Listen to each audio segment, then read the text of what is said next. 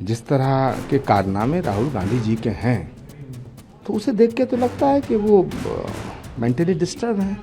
राहुल गांधी कुछ पगला गए हैं और सबसे ज़्यादा ज़रूरत है उनको दिमागी डॉक्टर से दिखाने की।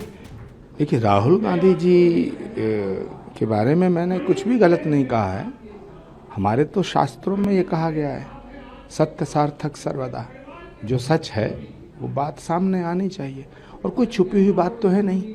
जिस तरह की हरकतें, जिस तरह की बातें, जिस तरह के कारनामे राहुल गांधी जी के हैं तो उसे देख के तो लगता है कि वो मेंटली डिस्टर्ब हैं।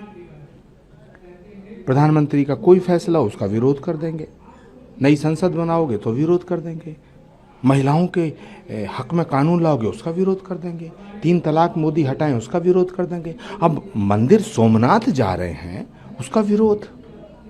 प्राइम मिनिस्टर मोदी ने देश से एक रिक्वेस्ट की है, एक अपील की है,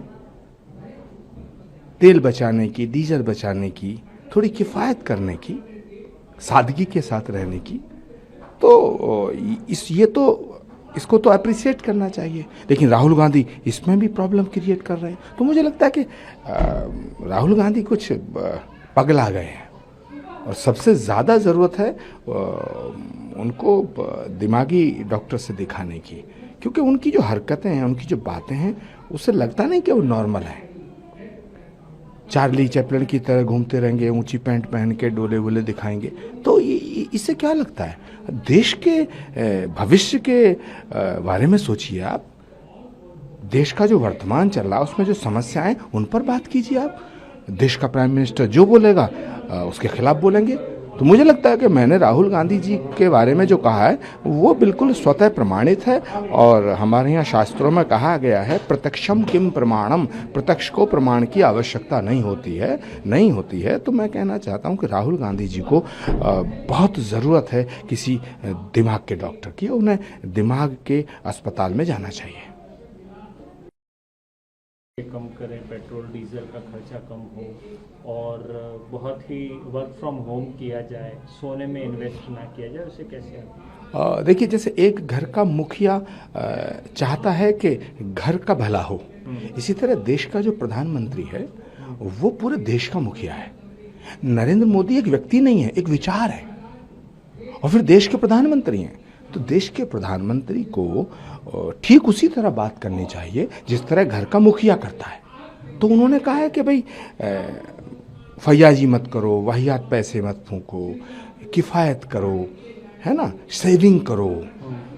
तो घर का जो मुखिया है वो घर के लोगों को समझाने की कोशिश कर रहा है, तो इसकी सराहना होनी चाहिए। प्रधानमंत्री मोदी के जीवन में उनका कुछ नहीं है।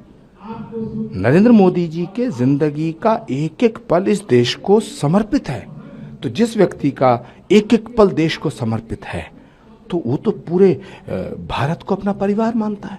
तो अपने परिवार को अच्छी बात बताना, नसीहत देना, ये तो घर के मुखिया का काम बनता है। क्रिटिसाइज कर रहा है और इसी को लेकर के बीजेपी अब विपक्ष है वो देश विरोधी रुख अपना रहा है। विपक्ष के कुएं में भांग पड़ गई है और इन सब ने भांग पी ली है। इनका भविष्य अंधकार में है। मोदी का विरोध करते करते ये देश के खिलाफ खड़े हो रहे हैं।